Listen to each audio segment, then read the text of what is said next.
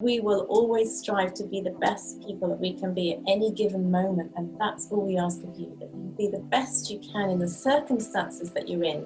That doesn't mean you have to be perfect. We have the beginning, middle and end of a book. We have no control over the beginning, we have no control over the end. We have that massive chunk in the middle, and that's where the climax happens. That's where all the really exciting stuff happens. Hi ladies, how you doing? Hi Ellie, how are you? Good, thank Hi you. Ellie, good to see you. You too. I'm really excited to have you guys on here today and just pick your brains about some really interesting topics around youth and young adults and just coming of age stuff, because it's a bit of a whirlwind of a topic. And I know you guys have so much to say. So instead of me introducing you, I'd love for you guys to just give us a wee bit of backstory on who you are, how you've come to do what you do and what you do. My name's Joanne Webb and I am the pool part of Pods with Posh and Pool. Sue and I have got our own podcast.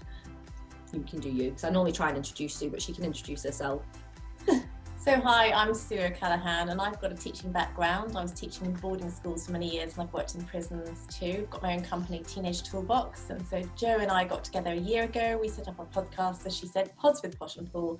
And we've since set up Impact Mental Health, published our first book called Hate Myself, Hate My Life, which is a teenage guide to finding self-confidence and inner love. So we're very excited. We are, and we both got a background of suffering, adversity, pain, dealing with all the things that life throw at us, from child abduction, teenage pregnancy, dads in prison, and abusive relationships, living with narcissists. So we have been on our own journey to find self-love, inner peace, and we just like to share what we know with others. And in addition, we have both got 4 teenagers, early 20s, so 8 teens between us, which we've raised. So we speak from first-hand experience as well. I was going to say, is the title for your book, is that something that's kind of heard quite a lot, or you've heard quite a lot with teenagers?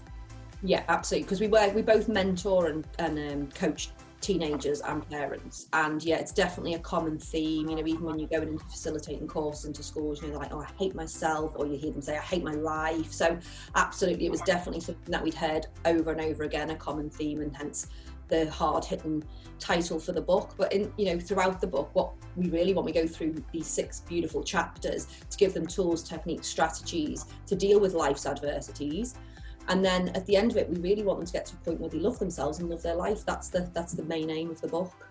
I think also it's quite hard for teenagers sometimes to verbalise their feelings. So when you see them in a session and you ask them why they've come to a session, it's quite hard to put into words their emotional state and actually verbalise what's going on. So the common phrase is, I just hate myself and I just hate my life. And it resonates with so many teenagers. Actually, it resonates with me as a teenager myself all those years ago, just thinking I hate myself and I hate my life.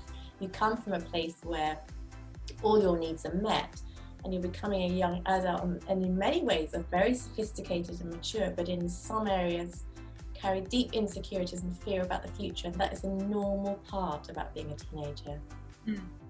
And what point, I know you guys are from very different backgrounds personally, like how did you both come to realize that what you're doing now was your calling, if that makes sense? Like after everything else you've done, how did you figure out that this is where you want to be now?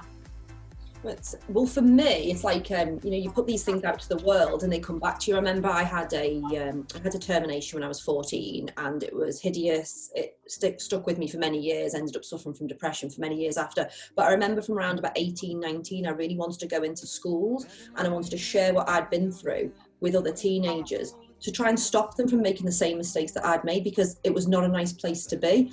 But of course, I just didn't have the facilities or the knowledge on how to share that with other people, or probably the confidence at the time.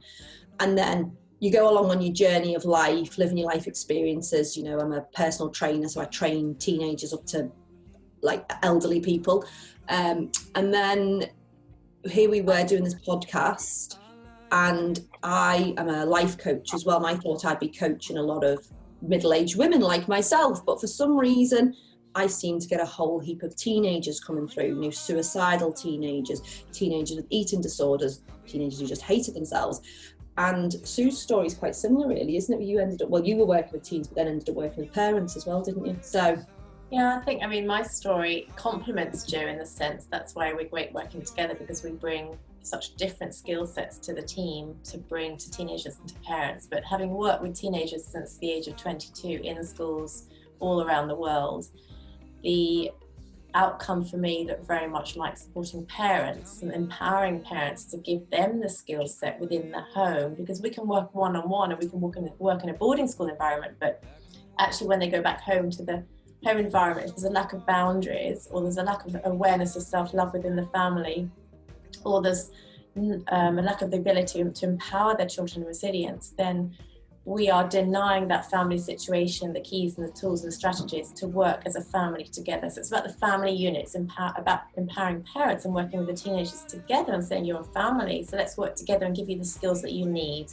rather than us just spoon feeding you. You go and do it for yourselves, but what is that you need as well? And I think the response is very much parents say, you've given us back our permission to parent. And I think the common theme with both of us is we absolutely love teenagers, and you know, we see the joy in them and the potential and their uniqueness and how special they are.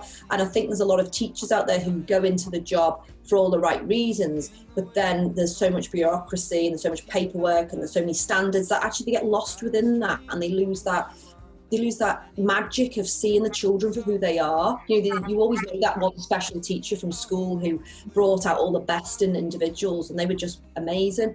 But both Sue and I have this deep passion for teenagers, and we know that by helping the teenagers and then by helping the parents, ultimately, there's just going to be that nice synergy between the two. I know, and I know exactly what you meant there when you said about teachers like getting lost in the paperwork and stuff. I remember there was a lot of teachers like that I used to really like, and I could kind of see the reverse on, like, I can see you could be a really fun teacher, but I know that you're just too overwhelmed with what's going on. So yeah, no, for sure. And it's so cool to hear. I can hear the passion in your guys' voices completely, like with how much you can bring. And yeah, I think also there's a critical element that we're missing nowadays in parenting and raising teenagers. And we used to be part of extended families in the community. If you look at First Nation people, they have the aunts and the uncles, and they have the wisdom coming into the unit. And we all know the phrase, it takes a village to raise a child. So the mental health market is saturated by psychologists, counsellors and therapists. And Joe and I are coming from a completely different angle, that teens, like all of us, need mentoring through life. We need somebody slightly ahead of our journey. Doesn't mean it's somebody older than us, but for teenagers often it is. Somebody ahead of us on the journey to say the journey ahead is safe. I've been there, and this is what I did to get through. So actually what we're doing is saying, these are the life skills that we've learned. This is the resilience it took us. This is what we did when we were really struggling in life. This is what we've seen from our podcast guests has worked. So we want to empower you with tools. We don't necessarily want teenagers to come to us and say, I've got all these problems, what do I do? And we're the rescuer. We want to say that life is full of adversity and conflict, and go and find a mentor. You know, if you're in business, go and find a business mentor. If you're a teenager, go and find an older mother or father figure who can mentor you through this stage. When it comes to our age, find somebody that can mentor you through menopause, whatever it is that you're at. But definitely it's not sitting in a situation where you've got the victim and the solution in a counsellor, therapist scenario. That has its place, definitely, when it comes to mental health diagnosis. But for most teenagers, we don't want to put them into situations saying you need to go and seek somebody for your mental health.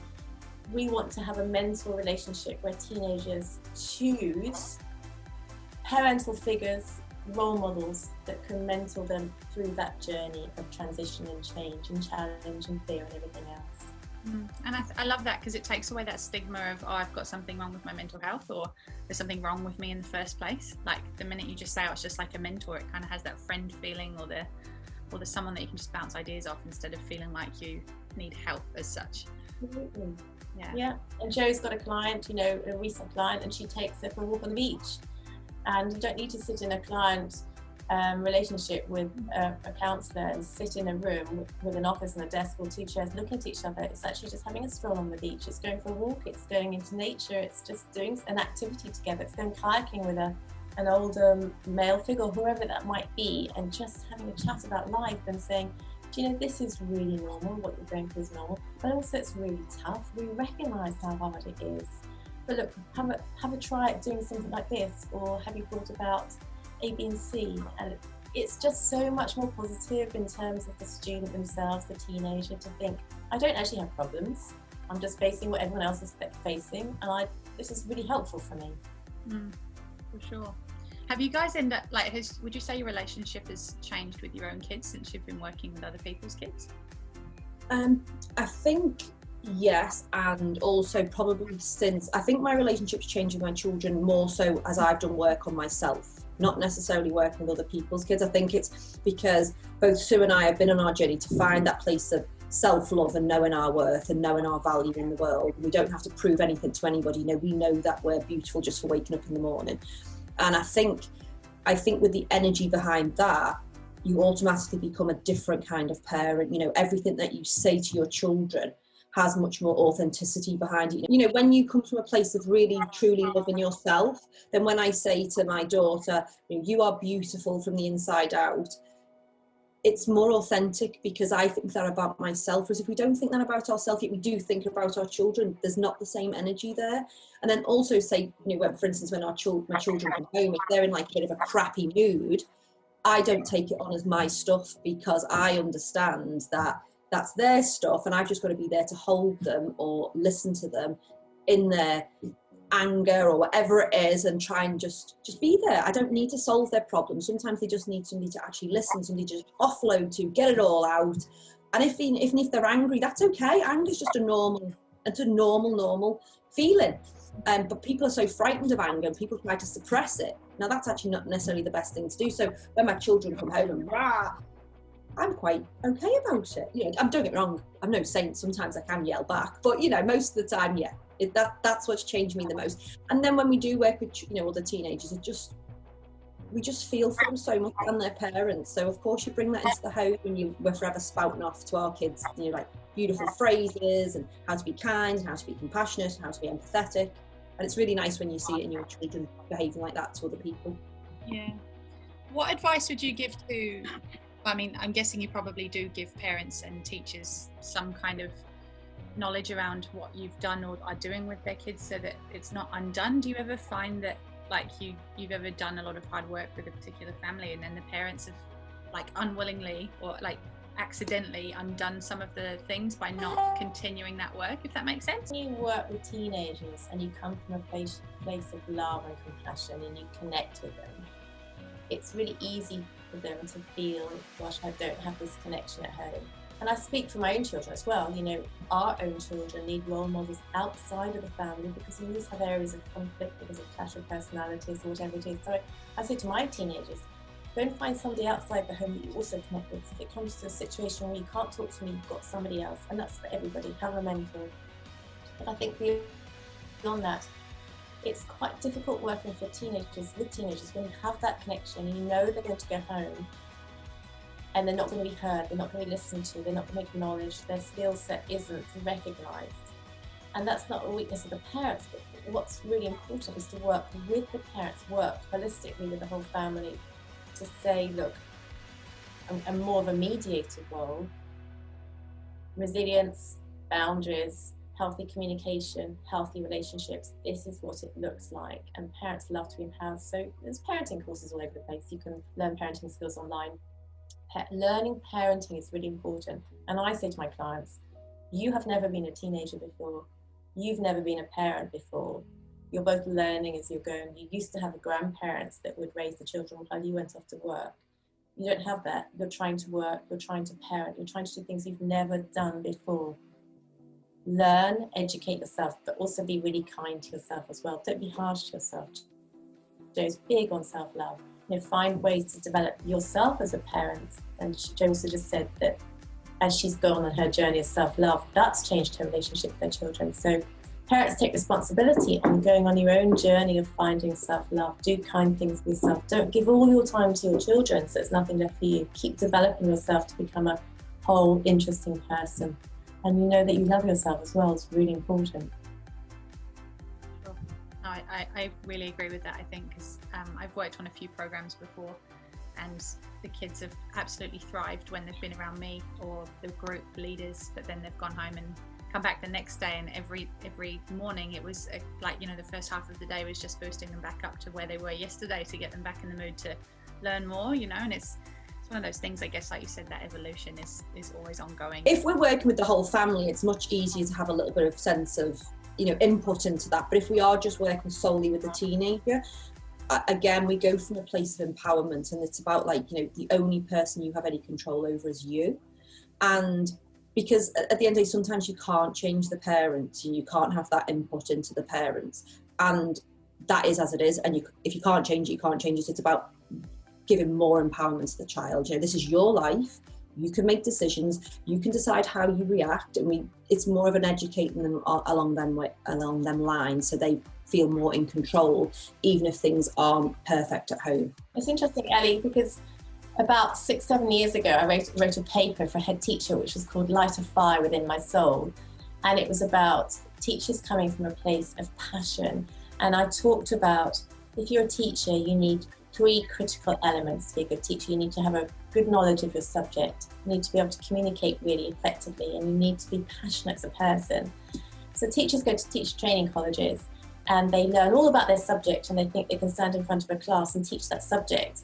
But without being a good communicator and without being passionate as a person, then you're not going to ignite your students. And I think that's the same with anything that you can parent, you can teach, but actually if you are a whole-healthy person, then you can actually ignite your children, your students, your teenagers through passion. And that's what I think Joe and I are all about, isn't it? It's actually about igniting people. And people listen to podcasts and say, we love Joe and Sue because they're raw, they're real, and they're vulnerable. And life is, we always say, life is half adversity. Adversity doesn't discriminate. But we will reach into the hearts of teenagers and parents because we will be vulnerable ourselves and say, life is really hard. We don't have a polished life. We never will. But we will always strive to be the best people that we can be at any given moment. And that's all we ask of you, that you be the best you can in the circumstances that you're in. That doesn't mean you have to be perfect. No teenager can be perfect. No parent can be perfect. Be gentle and kind to yourself in the situation that you're in. And then we'll empower you with the strategies and tools and tips that we've got, which is what our book's all about. Here's some strategies that will work for you. Is there anything, you don't have to answer this one, but is there anything from your book or an off the top of your head tip or tool you could give a teenager right now who's trying to figure out what to do with themselves after school, or whether to work or go to uni, and is feeling the pressure of parents and teachers and universities and people telling them what they should do? Follow your heart. Just totally always follow your heart. Don't follow society expectation. Don't follow, the university status because everybody else does. What is in your heart? Because nothing is forever. And 30 years ago, somebody would have a set career for life. 10 years ago, they might have 5 career changes. Now people are going to have a change of career constantly all the time. Follow what's in your heart. My son's going to do music at university and his father wants him to do law. He's going to take a law paper. He might end up being a lawyer in music, but his passion is music. So he's just going to study music. And all he's going to do is do it for a year. He's not going to see 3 years or 5 years. He's saying, I love music, so I'm just going to do it for a year and see where that year takes me, what it turns into. I'll be open to change. I'll be open to changing a course, dropping out, going into industry. Stay open, but follow your heart all the time. What excites you today, and go and do that, because it's not forever. If you want to go and work in the outdoors, go and do it for 6 months. You might next year go to university, you might get a job. Do what is on your heart. Yeah, and I'd also add, and for people who really don't know that, because there's so much noise going on and they're really totally unsure, I'd say just take some time, write some lists about things that you like to do, try to get to know yourself that little bit more. What is it that you enjoy? Do you enjoy exercise? Do you enjoy being outdoors? Do you enjoy being around people? Do you enjoy being solitary? Do you enjoy writing? Do you enjoy singing? There's so many things that we can do that bring us joy, and as we should be putting joy into our life every day, this list is not going to go wasted. So write down the things that you like. Remember what you liked as a child, and because, like I look at my boys now, both of my older boys are out building. They both used to carry a hammer with them from age 18 months old, so it makes total sense to me that they are builders now. Doesn't matter how academic they were throughout school, they loved having a hammer in their hands as a young kid. So they're builders. Great. Go back to have a think about what it is you love to do as a child and what you've enjoyed doing throughout your school years, whether it's extracurricular activities or within school, and just write that list and start to build a little, you start to build up a story about yourself, about the things that you enjoy doing as well. It just might give you a little bit of direction. I love that so much, because I think the school system has got a lot of shifting to do. But I think, we get so lost in, I need these credits for this degree, for this job, and it's like you forget actually, who can I be, rather than what can I bring, rather than what can I do, if that makes sense. Yeah, totally. And I think, Ellie, there's so much noise out there, and especially coming from a teaching background where I constantly had parents sit in front of me at parent-teacher meetings. They would say, we want our child to do this, this and this. And parents have huge expectations for their children. So I'd say to a teenager listening to this, your parents will make a lot of noise about what they want you to do, as will teachers at school, as will society expectations. Listen to it.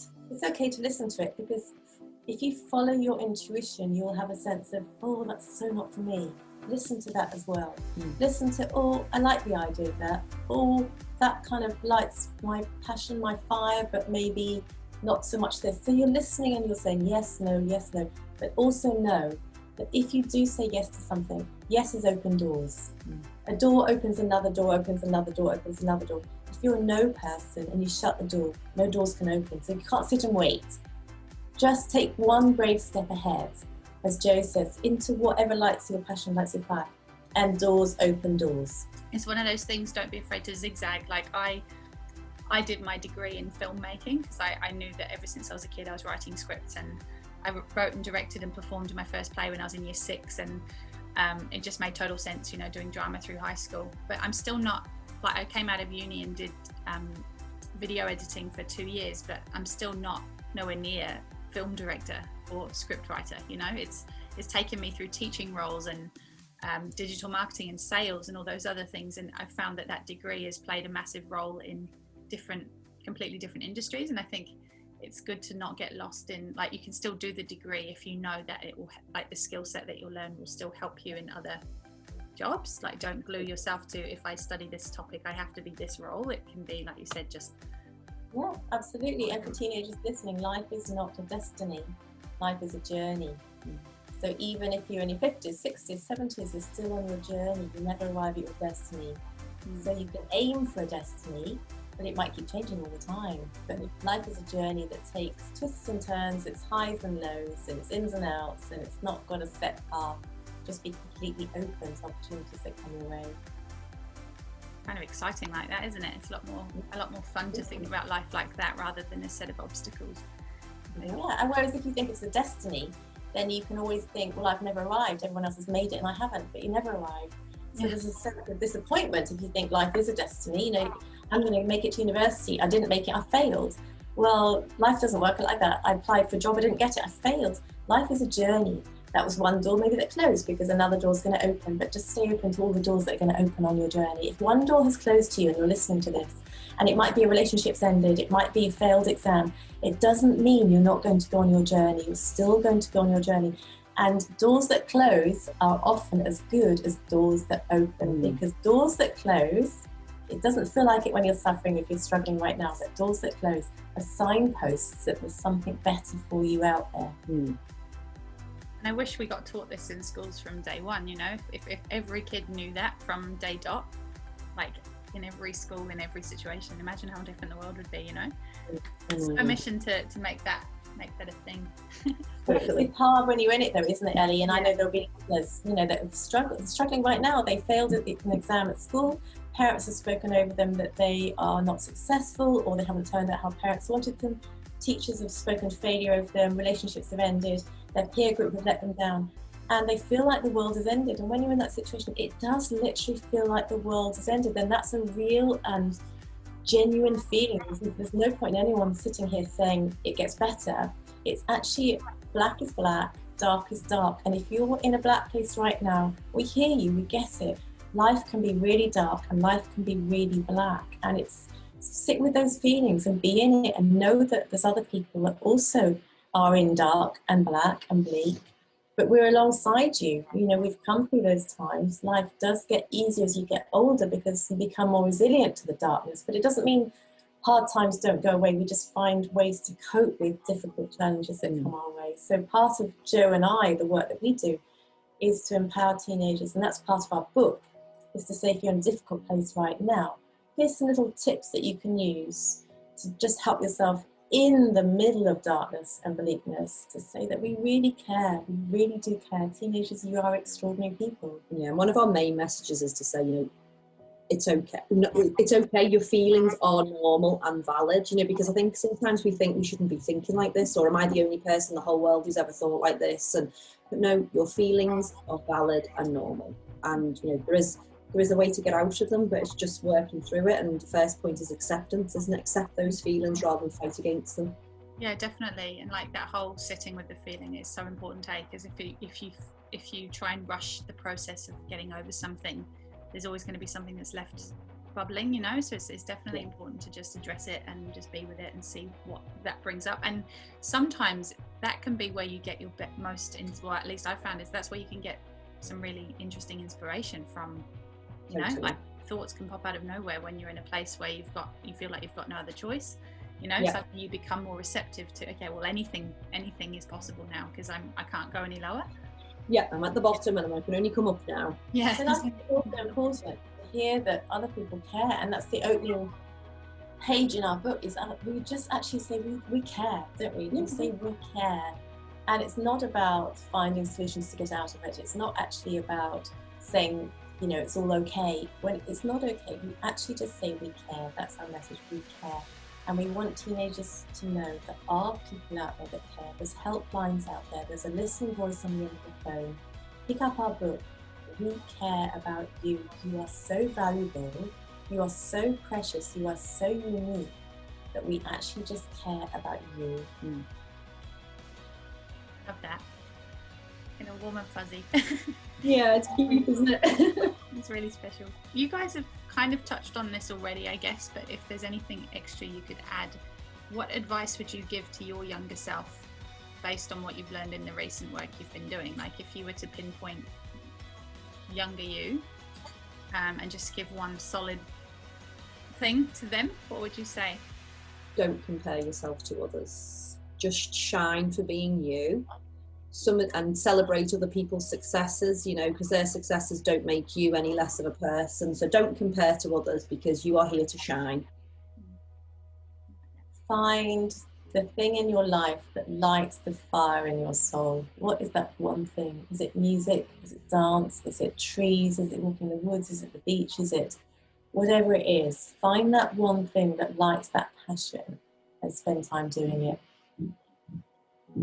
You guys, I don't know if there's any confidentiality, you wouldn't have to mention names, but is there any kind of stories that come to mind of people you've helped that you've really seen that transformation, like those things like they've suddenly stopped comparing themselves, or they've suddenly found that spark? Is there any kind of stories you can share? Yeah, I had this beautiful girl not so long ago, and she just didn't like herself, just didn't like anything. You know, hated looking in the mirror, hated her hair, thought she was fat, thought she was ugly, thought she was stupid, you know, hated herself, hated her life. It was kind of a pretty blanket case. And I just suggested that she just do nice things every day, you know, put your hand on your heart in the morning and say, I am worthy, I am enough, I love you. And I said, you know, you are worthy of your love just as much as you give out your love to other people. And, you know, while you're sitting there hating yourself, you're not raising the vibrations of the universe. You're not going to be the best version of you. And she so wanted a change. And I think that's the main point. Change can be scary, and it is scary. But if you want to make change, you make that decision. Once you make the decision, it's possible. But if you really don't want to make change, you know, we can't help you necessarily. So anyway, she went away and she said these beautiful affirmations to herself. And even when she was showering, she'd say nice things about her body because she hadn't been appreciating. So it's just changing the thought patterns, changing those neural pathways. And of course, you know, everybody else was more beautiful. Everybody else was more successful in school and college or whatever. And within about 6 weeks, she was shining, and even like honestly her face looked different when I met her. It was like she still had the same hair colour, she still had the same makeup on, but she was shining from within because she realised that she was worthy. Now she was only on the start of her journey then as well. The journey continued, But within 6 weeks of telling herself beautiful things, and whenever bad thoughts came in, she'd ask herself, are they true? Is this true, what I'm saying about myself? Am I as stupid as that? No, not really. Am I ugly? No, of course I'm not. And she'd talk herself out of it. And she really, really dedicated the time, and she worked hard. And honestly, within 6 weeks, she was radiant. It was beautiful, really beautiful to see. It's so cool. I bet that made you quite emotional to watch as well. Oh, I mean, I'm a big blubber anyway. I cry at people at my sessions. You know, I don't think you're supposed to cry with clients, but I'm a crier. I just cry along with them. I'm So yeah, crying. Yeah. Yeah. Oh, that's so beautiful. Beautiful. And you know, it's, you know, even if it's, as Sue says, you know, we wrote this book. If we can just help one person, that's enough, because one person then goes on to change other people's lives as well. You know, when one person's shining, they shine, and then they automatically go out and help other people. Now, even if they're not actually helping, but just by shining their light, they help others anyway. Yeah. By being an example. I love that so much. And yeah, comparison, what you said about comparison is so true. Like, it's the death of all joy, and it's a tough one because social media has made the world a whole lot harder to not be comparing yourself 24/7 as well. So it's, and that's why we set up our podcasts 18 months ago. We were really disturbed by the impact that social media has to present these perfect lives, polished, everyone's happy. So our podcast was set up to disrupt the theory everyone's got perfect lives. So we've got teen pods, short 20-minute podcasts for teenagers. We've got man pods to encourage men to talk about their feelings. But we have our guests on board that talk about their situations. And, you know, it's very easy to judge what you don't know, but we say don't judge what goes on behind closed doors, because people don't have happy lives. And when you hear some of the stories on our podcast, they're encouraging, because people have been through the most severe adversity, but yet they found a way to thrive through it, not just survive, but actually thrive. And I think the message of life is that when you struggle and you work through it, you become a healthier, stronger, more resilient person, and then you find a place of peace and joy. But actually, if you're constantly avoiding suffering or doing things to escape, like going to the fridge and eat, like taking drugs, having sex just to comfort yourself, whatever it is, shopping addiction, then you're going to carry that pain with you long term. So Joe and I would say, sit in the pain. Don't run away from it. Sit and feel it. Be aware of it. Acknowledge it. And actually deal with it rather than escape from it. Because if you have one lot of suffering, and then 6 months later another lot, and then 6 months later another lot, by the time you're in your 30s, you're going to carry so much pain.